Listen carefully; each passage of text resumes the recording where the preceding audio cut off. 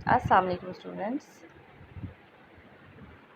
ہم 1935 کا ایکٹ پڑھ رہے ہیں اور اس میں نے کل آپ کو جو ایکٹ کا پس منظر یا بیک گراؤنڈ تھا وہ بتایا تھا، اور وہ اسٹیپس جو اس ٹائم برطانوی حکومت تھی اس نے اٹھائے تاکہ برصغیر کے اندر جو ایکٹ نافذ کیا جا سکے، اس میں دونوں بڑی قوموں ہندوؤں اور مسلمانوں کی مرضی شامل ہو، اور پھر اینڈ پر 1935 میں یہ ایکٹ نافذ کیا گیا۔ یہ ایکٹ، اس کی میں نے آپ کو کل فرسٹ 3 فیچرز پڑھائے تھے۔ پہلا تھا کہ یہ وفاقی طرز حکومت تھا، اور اس میں اختیارات کی تقسیم کس طرح کی گئی تھی، اور دو عملی کا نظام جس کو انگلش میں ڈائیارکی سسٹم کہتے ہیں، وہ میں نے آپ کو کافی ڈیٹیل میں بتایا تھا۔ اس کے بعد نیکسٹ پوائنٹ اس کا ہے گورنر جنرل کے اختیارات۔ بیسکلی کیونکہ اس وقت جو برطانیہ تھا اس کی حکومت قائم تھی برصغیر پر، اور برصغیر اس کی ایک کالونی کی حیثیت رکھتا تھا، تو یہاں پر برطانیہ کی حکومت میں جو پورے برصغیر کا کنٹرول تھا وہ جس شخص کے پاس تھا، اور وہ گورنر جنرل کہلاتا تھا۔ اور گورنر جنرل بیسکلی برطانوی حکومت کا نمائندہ تھا، برطانیہ سے ہی وہ نامزد ہو کر آتا تھا، اور برطانوی حکومت اس کو مقرر کرتی تھی۔ تاج برطانیہ کی طرف سے وفاقی حکومت کی سربراہی گورنر جنرل کو حاصل رہی، جسے تاج برطانیہ کی طرف سے نامزد کیا جاتا۔ تاج برطانیہ کے مطلب برطانوی حکومت، اور اس کی طرف سے نامزد کر کے خود بھیجا جاتا تھا۔ گورنر جنرل کی مدد کے لیے ایک انتظامی کونسل کا قیام عمل میں لایا گیا۔ اب گورنر جنرل بیسکلی پورے برصغیر کا انتظامی سربراہ تھا، اور اس کے پاس ایک کونسل تھی جس کی مدد سے وہ ایک نظام جو برصغیر تھی اس کا نظام چلاتا تھا۔ ایک کابینہ بھی اس کی مدد کے لیے بنائی گئی جو مرکزی قانون ساز اسمبلی کی نگرانی میں کام کرتی تھی۔ کابینہ بالکل ایسے ہی جیسے ابھی ہمارے وزیر اعظم کے ساتھ کابینہ مل کر حکومت کے نظام کو سنبھالتی ہے، اس وقت بھی جو تھا گورنر جنرل تھا اس کے لیے یہ کابینہ بنائی گئی تھی، اور یہ کابینہ مرکزی قانون ساز اسمبلی کی نگرانی میں کام کرتی۔ نگرانی یعنی جس طرح میں نے آپ کو کل بھی بتایا تھا کہ وہ پارلیمنٹ کو جواب دہ تھے وہ افراد جو کہ گورنر جنرل کے نامزد کردہ نہیں تھے اور جو منتخب ہوتے تھے۔ اسی طرح یہ جو کابینہ تھی مرکزی قانون ساز اسمبلی کے نگرانی میں کام کرتی تھی، اور لیکن جو انتظامی کونسل کے ارکان تھے وہ اس کے ارکان انگریز تھے، جو ان محکموں کا نظام چلاتے تھے جو ایکٹ کی روح سے گورنر جنرل کی صوابدید یعنی اس کی مرضی پر رکھے گئے تھے۔ اور یہ تھا دو عملی کا نظام جو کہ بہت پیچیدہ تھا، اور اس طرح گورنر جنرل کو جو اختیارات ملے تھے وہ اس کے لیے کسی بھی کونسل، کابینہ یا مقننہ کو جواب دہ نہیں تھا۔ تو اس طرح گورنر جنرل کے ساتھ جو لوگ برصغیر کا نظام چلا رہے تھے وہ دو طرح کے تھے۔ ایک جو انتظامی کونسل کے افراد تھے جو کہ انگریز تھے، اور وہ ان محکموں کو چلاتے تھے جو گورنر جنرل کے پاس تھے یا اس کی مرضی پہ تھے، یعنی وہ جس کو چاہتا دے سکتا تھا۔ اور دوسرے وہ افراد تھے جو کابینہ میں شامل تھے اور جو پارلیمنٹ کی نگرانی میں کام کر رہے تھے، پارلیمنٹ کے سامنے جواب دیتے۔ اور اس طرح اس سسٹم کو دو عملی کا نظام کہتے ہیں کہ کچھ افراد، حکومتی افراد تو پارلیمنٹ کے سامنے جواب دیتے، اور کچھ افراد جو کہ انگریز تھے اور برطانوی حکومت کی طرف سے آتے تھے نامزد ہو کر، وہ بالکل، اور یا گورنر جنرل ان کو نامزد کرتا تھا لیکن وہ انگریز ارکان تھے، وہ کسی کے سامنے جواب دہ نہیں تھے۔ اس طرح اس نظام کو مرکزی سطح پر بنایا گیا تھا۔ گورنر جنرل کے اختیارات بھی لامحدود تھے، وہ کسی بھی کونسل کو، کسی کابینہ کو، کسی مقننہ کو جواب دہ نہیں تھا۔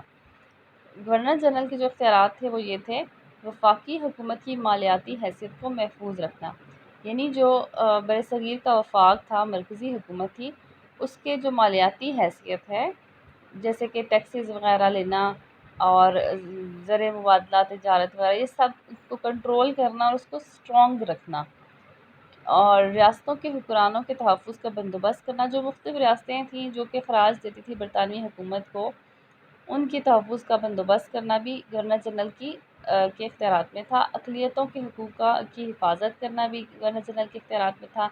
سول ملازمتوں سے وابستہ افراد کا تحفظ کرنا، برطانیہ کی برصغیر سے تجارت کو ترقی دینا، اور انگریز تاجروں کو سہولت بہم پہنچانا۔ اب اس پوائنٹ میں آپ یہ دیکھیں کہ برطانیہ کی بر صغیر سے تجارت کو ترقی دینا، بر صغیر کی کوئی تجارتی جو سامان ہے یا تجارت ہے اس کو یورپ میں یورپی منڈیوں تک یا برطانیہ کی منڈیوں تک پہنچانے کی بات نہیں ہے، صرف برطانیہ کی بر صغیر سے تجارت کو ترقی دینا اور انگریز تاجروں کو سہولتیں فراہم کرنا۔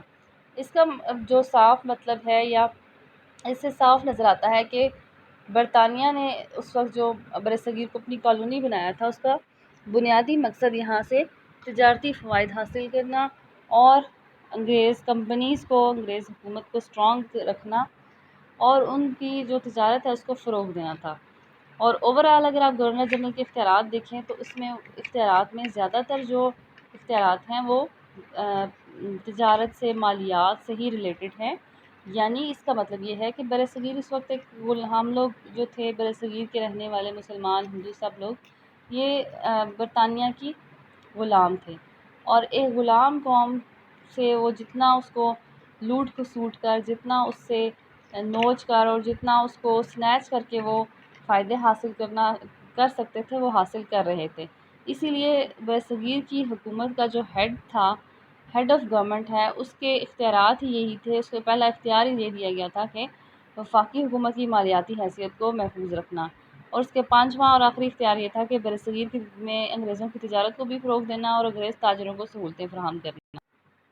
اس کے علاوہ اس ایکٹ میں جو اختیارات گورنر جنرل کو دیے گئے تھے وہ بھی بالکل بہت لامحدود تھے۔ پہلا پوائنٹ یہی تھا کہ وہ کسی کونسل کو، کسی پارلیمنٹ کو، کسی کابینہ کو گورنر جنرل جواب دہ نہیں تھا، اور برطانیہ نے برصغیر میں جب 1935 کا ایکٹ متعارف کروایا تھا تو اس ایکٹ کو پارلیمانی ایکٹ کے طور پہ متعارف کروایا گیا تھا، جس میں جو سربراہ حکومت ہوتا ہے وہ پارلیمنٹ کو جواب دہ ہوتا ہے، لیکن ایسا اس میں کہیں بھی ہمیں نظر نہیں آتا۔ اور دوسری طرف گورنر جنرل کے اختیارات بالکل لامحدود کر دیے گئے تھے۔ گورنر جنرل کابینہ میں رد و بدل کر سکتا تھا، دستور کو معطل کر سکتا تھا، یعنی سسپینڈ کر سکتا تھا، روک سکتا تھا، قانون ساز اسمبلی کو بلا سکتا تھا اور اسے ملتوی کر سکتا تھا۔ اس کے علاوہ آرڈیننس نافذ کرنے کے اختیارات، آرڈیننس یعنی جو سربراہ ریاست اپنی انتظامی سہولتوں کے لیے کوئی قانون نافذ کرتا ہے اسے آرڈیننس کہتے ہیں، تو آرڈیننس نافذ کرنے اختیارات بھی اس کے پاس تھے۔ اور گورنر جنرل اس کے علاوہ پارلیمنٹ کے بنائے ہوئے کسی بھی قانون کو ویٹو کرنے کا اختیار رکھتا تھا، جس کو حق استرداد کہتے ہیں اردو میں، اور ویٹو یا حق استرداد کا مطلب ہوتا ہے ایسا حق جس کے ذریعے سربراہ ریاست یا سربراہ حکومت پارلیمنٹ کے بنائے ہوئے قانون کو رد کر سکتا ہے۔ اس کے بعد جو نیکسٹ آتا ہے عہدہ وہ ہے وزیر امور ہند۔ وزیر امور ہند کا عہدہ 1858 کے ایکٹ سے موجود تھا۔ 1935 کے ایکٹ میں بھی اس عہدے کو برقرار رکھا گیا، البتہ اس کے لیے کام کرنے والی انڈین کونسل کو ختم کر دیا گیا۔ وزیر برائے امور ہند کو کچھ مشیروں کی خدمات حاصل رہیں، یعنی وزیر امور ہند جو ایک عہدہ تھا جو 1958 سے چلا آ رہا تھا وہ تو اسی طرح قائم تھا، اور اصل اختیارات گورنر جنرل کے پاس تھے، اور یہ ایک علامتی سربراہ کے طور پر تھا جس کے کچھ اختیارات تھے، اور اس کے ساتھ کام کرنے کے لیے انڈین کونسل ہوتی تھی جس کو ختم کر دیا گیا، اور اس کے ساتھ کچھ مشیر تھے، اور ان مشیروں کی خدمات اس کو حاصل نہیں۔ ان مشیروں یا جن کو ایڈوائزرز کہتے تھے، ان کی تنخواہیں برطانوی خزانے سے ادا کرنے کا فیصلہ ہوا۔ آدھے سے زیادہ مشیر ایسے برطانوی شہری تھے جو کم از کم 10 سال تک انڈین سول سروس میں خدمات انجام دے چکے تھے، یعنی آدھے سے زیادہ مشیر ایک برطانیہ کے لوگ تھے، لیکن وہ لوگ تھے جو انڈین سول سروس میں 10 سال تک یعنی انڈیا کے اندر خدمات اپنی انجام دے چکے تھے۔ انڈیا سے مراد یہاں پہ بر صغیر ہے۔ مشیروں کے عہدے کی میعاد 5 سال تھی۔ اس کے بعد آتا ہے چھٹا پوائنٹ اس کا وفاقی مقننہ، یعنی مرکزی پارلیمنٹ، مرکزی قانون ساز ادارہ۔ بر صغیر کی مرکزی مقننہ 2 ایوانی بنائی گئی، کونسل آف اسٹیٹ اور وفاقی اسمبلی۔ گورنر جنرل مقننہ کا سربراہ تھا، یعنی 2 ایوانی مقننہ بنائی گئی تھی، اور مقننہ کہتے ہیں پارلیمنٹ کو، جو آپ فرسٹ ایئر میں پڑھ چکے ہیں، یعنی حکومت کا اہم ترین ادارہ جو کہ ملک کے لیے قانون سازی کرتا ہے۔ اور مقننہ یعنی پارلیمنٹ کا جو تھے 2 ایوان بنائے گئے تھے، کونسل آف اسٹیٹ اور وفاقی اسمبلی۔ کونسل آف اسٹیٹ جیسے ابھی پاکستان میں سینٹ کام کر رہا ہے، ایسے ہی تھا جس کے اختیارات تھوڑے کم تھے اور جس میں انڈائریکٹ نمائندے آتے تھے، اور وفاقی اسمبلی جس کے اختیارات زیادہ تھے اور جس میں ڈائریکٹ نمائندے آتے تھے۔ کونسل آف اسٹیٹ، اس کونسل کے 260 ارکان تھے، صوبوں میں سے 156 اور ریاستوں سے 104 ارکان لیے گئے، یعنی صوبوں سے 156 اور ریاستوں سے 104 ارکان لیے گئے۔ ہر رکن کی میعاد 3 سال تھی، ہر سال 1/3 ارکان ریٹائر ہو جاتے تو نئے 1/3 منتخب کیے جاتے۔ 1/3 کا مطلب تیسرا حصہ، یعنی 260 ارکان کا تیسرا حصہ جو بنتا ہے وہ ریٹائر ہو جاتے ہیں اور پھر نئے منتخب کیے جاتے ہیں۔ صوبوں کے نمائندے چنے جاتے تھے اور ریاستوں کے نمائندے ریاستوں کے جو والی یعنی ان کی جو سربراہ تھے وہ مقرر کرتے تھے۔ اور ریاستوں نے کیونکہ وفاق میں شامل ہونے سے معذرت کر لی تھی، جو کہ ہم نے اس کے فرسٹ پوائنٹ میں پڑھا تھا کہ وفاق میں صوبے اور ریاستیں شامل کی گئی تھیں، لیکن ریاستوں نے اس میں شامل ہونے سے وفاق میں شامل ہونے سے معذوری ظاہر کی تھی، کیونکہ وفاق بہت مضبوط بنایا گیا تھا، وفاق کا کنٹرول بہت زیادہ تھا۔ تو اس طرح کونسل آف اسٹیٹ میں صوبوں میں منتخب ہونے والے ارکان ہی شریک تھے، یعنی جو کونسل آف اسٹیٹ تھی جو بالکل ایوان بالا یا سینٹ کی طرح کام کرتی تھی، اس میں صرف صوبوں کے منتخب شدہ ارکان جو کہ 156 تھے، 156 صرف وہی شامل تھے۔ اس کے بعد آتی ہے وفاقی اسمبلی۔ وفاقی اسمبلی، اس کے کل ارکان 375 تھے، ان میں ریاستوں میں سے 125 اور صوبوں سے 250 ارکان لینے کا فیصلہ ہوا۔ ریاستوں کے نمائندے منتخب نہیں ہوتے تھے، انہیں والیان نامزد کرتے تھے۔ صوبوں کے ارکان کو عوام کے ووٹوں سے چنا جاتا تھا۔ ریاستوں کے والیوں نے وفاقی اسمبلی میں بھی اپنے نمائندے نہ بھیجے۔ وفاقی اسمبلی کی میعاد 5 سال رکھی گئی۔ گورنر جنرل اسمبلی کو منسوخ کرنے کا اختیار رکھتا تھا۔ دونوں ایوانوں کے منظور کردہ مسودات گورنر جنرل کی توثیق کے ساتھ قوانین بن جاتے تھے۔ اب بیسیکلی کونسل آف اسٹیٹ ہے جو ایوان بالا ہے، جو بالکل ہمارے سینٹ کی طرح کام کرتا ہے، اور وفاقی اسمبلی بالکل ایسے ہی جیسے کہ ابھی ہماری قومی اسمبلی کام کر رہی ہے، جہاں پر عوام کے ڈائریکٹ نمائندے آتے تھے۔ اس میں بھی آپ دیکھیں کہ صوبوں سے 250 ارکان لینے کا فیصلہ ہوا تھا، اور جس کے اندر صوبے اپنے ووٹوں سے منتخب کر کے 250 ارکان کو بھیجتے تھے۔ اس کے علاوہ ریاستوں کے 125 نمائندے بھی شامل تھے، لیکن کیونکہ ریاستوں نے وفاق میں شمولیت ہی اختیار نہیں کی تھی، اس لیے نہ تو ان کے ارکان کونسل آف اسٹیٹ میں تھے اور نہ وفاقی اسمبلی میں۔